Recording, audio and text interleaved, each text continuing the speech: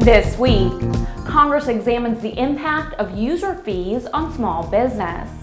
Frequent flyers give TSA a failing grade, and Boeing pilots give management a no confidence vote.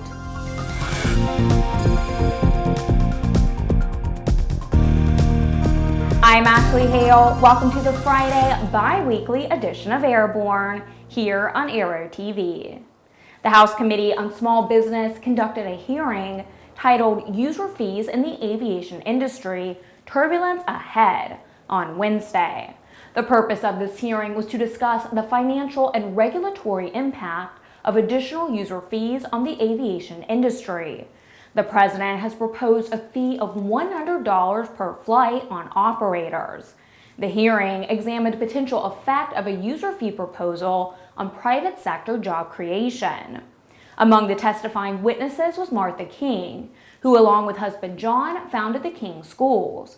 She appeared to represent the 9,000 plus member companies of the National Business Aircraft Association, saying, quote, "We are counting on you to spread the word. Per flight fees destroy," end quote. King went on to underscore the general aviation community's long-held position that the pay-at-the-pump fuel tax is the most efficient, least burdensome way for the general aviation community to help pay for operation of the nation's transportation system. King was joined in testifying at the hearing by Marian Epps, CFO of Epps Aviation in Atlanta, Georgia, who testified on behalf of the National Air Transportation Association. Also testifying was Brad Pierce, president of Restaurant Equipment World in Orlando, Florida, who spoke on behalf of the Aircraft Owners and Pilots Association. In his opening remarks, committee chairman Congressman Sam Graves told his colleagues that general aviation is an important part of our national economy and, quote, "imposing a $100 per flight user fee on operators is simply the wrong approach," end quote. 90% of frequent flyers think that the TSA is doing either a poor or only a fair job in performing security screenings at the nation's airports, according to a new survey of frequent flyers conducted by Frequent Business Traveler magazine. The survey found that the typical American frequent flyer holds the TSA in fairly low regard, with 76.1% of respondents indicating the TSA's screening procedures are either not effective or not too effective at preventing acts of terrorism on an aircraft. And frequent flyers are not the only ones dissatisfied with the TSA.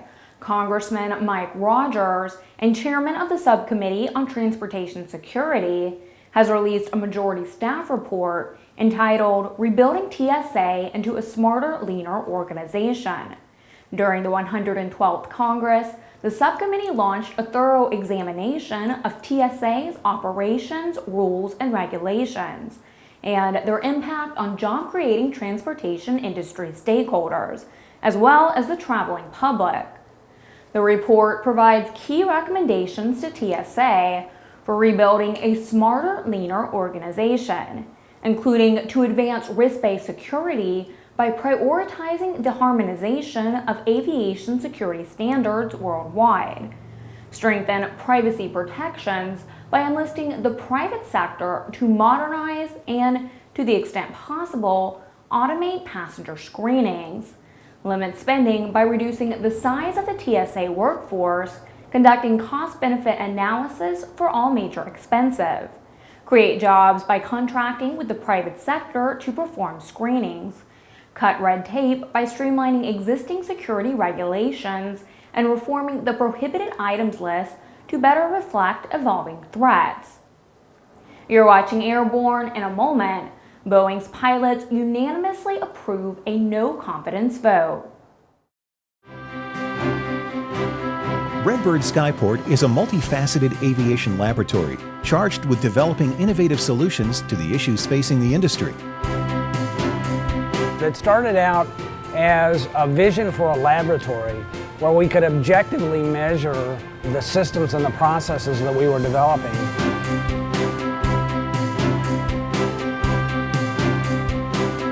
able to put some objective measures behind the anecdotal evidence that we have about the value of motion and the application of this technology is very, very important, because until we can objectively measure it and play that data back, we can't design training systems that make the best use of it.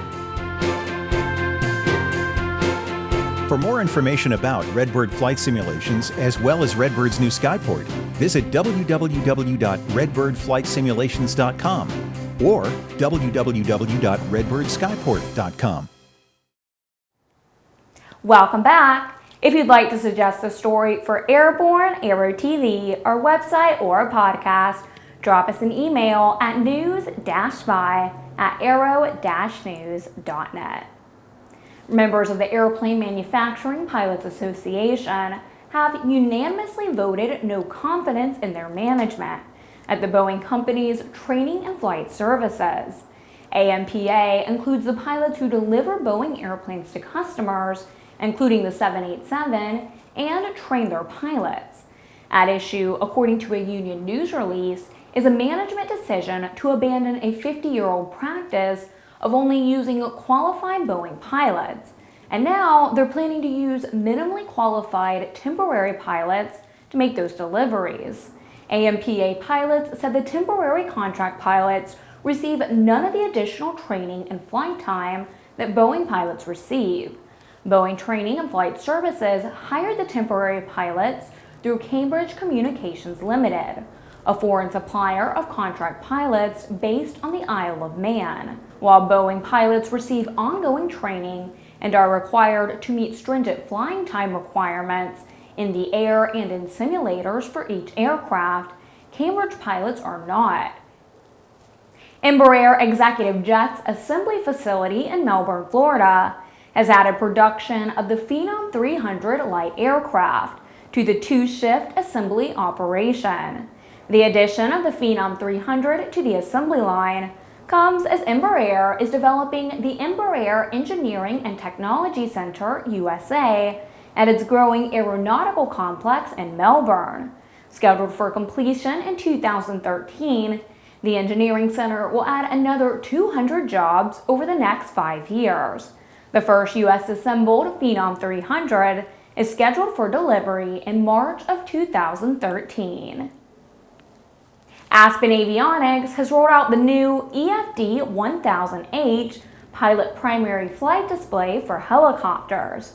The Pilot H PFD is the latest in Aspen's H-Series flight display system product line, designed and manufactured to meet the rigors of helicopter operations. The Pilot H PFD is a lightweight, compact, all-solid-state replacement for legacy mechanical flight instruments and is built upon robust attitude and heading reference sensor technology. The Pilot H features easy-to-read airspeed and altitude tapes, an integral altitude alerter, a slave directional gyro with heading bug, base map view with flight plan overlay, displays of real-time winds aloft, outside air temperature, true airspeed and ground speed, built-in backup battery, and emergency GPS functionality. The Pilot H PFD system retails for $11,995 and will initially be available through Aspen's existing helicopter STC partners. American Airlines is expanding its iPad electronic flight bag program after becoming the first commercial carrier to receive FAA approval to use the Apple iPad in the cockpit during all phases of flight. American's pilots will be using iPad, the only FAA-approved tablet, as an electronic flight bag in approved aircraft. An electronic flight bag reduces or replaces paper-based reference materials and manuals often found in pilots' carry-on kit bag. Removing the 35-pound kit bag from each American Airlines plane will save an estimated $1.2 million of fuel annually, based on current fuel prices. It's Friday, and that means it's time for ANN's editor-in-chief, Jim Campbell's barnstorming commentary. Thanks, Ashley. Hi, folks. Let me revisit something that we talked about off and on over the last couple of months, and something that just bothers me to no end. We have the FAA. It's not aviation's best friend. It's an organization that seems more and more mired in its own bureaucracy, and the fact that doing nothing is the best way for a bureaucrat to survive his career. That there's no risk to saying no, there's no risk to doing as little as possible, and every bit of risk to do your job and try to serve aviation in the best possible means. And in a book I'm seriously considering writing, I've got dozens upon dozens, literally hundreds of cases showing where the FAA just plain doesn't work. And while Senator Inhofe's stab at a pilot's bill of rights, something we advocated over 25 years ago, is a step in the right direction, it's the tiniest of steps. We have often brought up the example of David G. Riggs. This guy is a multiply convicted felon with all kinds of problems, a horrible history. He buzzed the Santa Monica Pier, terrorized hundreds. He put together a air racing scheme that was based on more flimflammery than you can shake a stick at, more lies, more frauds, and the FAA thankfully put a stop to that before he could hurt anybody. There have been numerous incidents where pilots and airplanes have been victimized. There's other things on top of it. We're in the process of investigating something now that represents the potential for hundreds of frauds that seems to have his fingerprints all over it. But the serious problem here is that you can't get the FAA to do anything. Recently, we had a fellow who went to court, got a judgment against Riggs, and in the process of Riggs trying to create derision and try to paint his opponent in a bad light, submitted documents that are clear forgeries or alterations of this fellow's certificates. The court found in favor of the fellow that Riggs victimized. Riggs is on the hook for tens of thousands of dollars, which, judging by his history, will never get paid.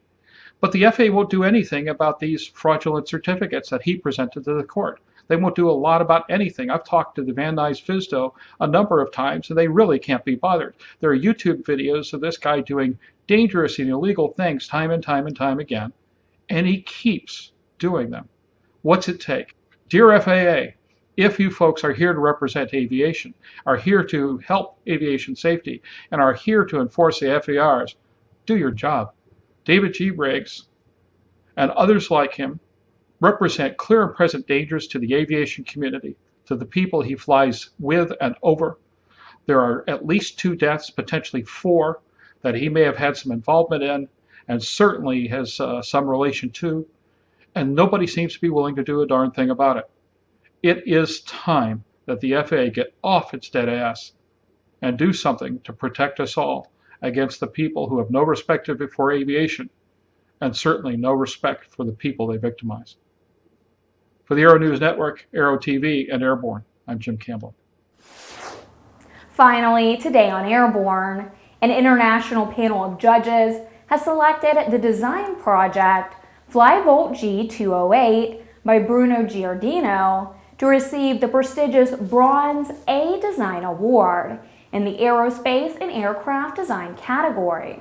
Bruno Giardino, the project leader of the Flybolt G 208, says that the electrically powered aircraft would offer comfortable flight due to the low noise levels and smooth operating motors, and have the added benefit of instantaneous power availability. Giardino says the aircraft is ideal for flying schools thanks to its similarity to a motor glider. It's estimated that a 1.5-hour lesson can be achieved on a single charge of the aircraft's lithium compound battery packs located behind the seats.